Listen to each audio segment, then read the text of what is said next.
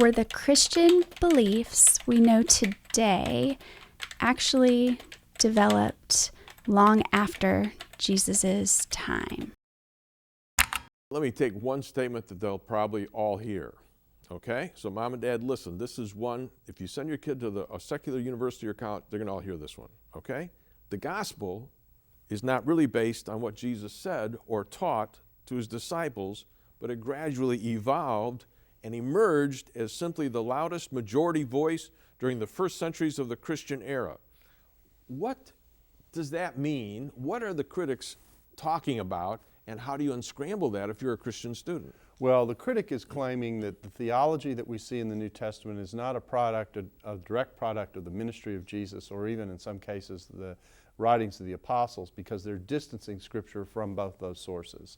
What they're arguing is it's a reflection, a later reflection, a late first century reflection usually, of theological developments that come later.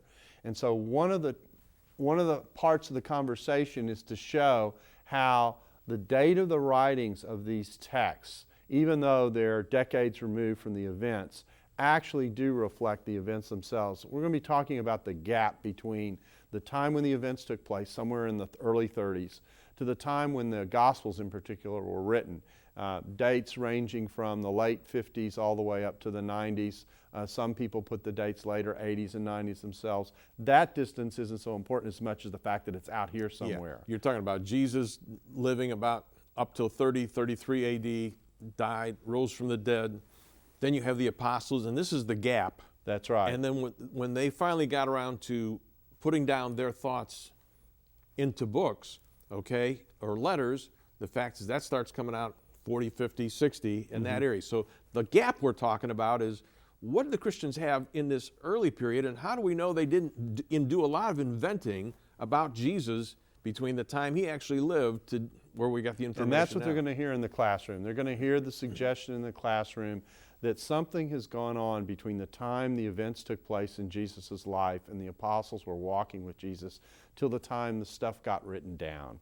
And some of it isn't just elaboration. Everyone recognizes that there's reflection going on, that people thinking about what it is that Jesus did, the implications of it, they realize the depth of what he does. There is development going on there, but beyond that development, they're going to hear things like there were events that were invented, there were details that were missed or improperly put forward. There are going to be all kinds of things that are happening in this gap period. And this gap period is difficult because it's part of an oral culture. And in an oral culture, you don't have written sources. All that you have are what people shared verbally. That evidence of what took place is actually gone. So you've got a vacuum that you're dealing with. And teachers are filling in that vacuum with one set of ideas as to what's going on.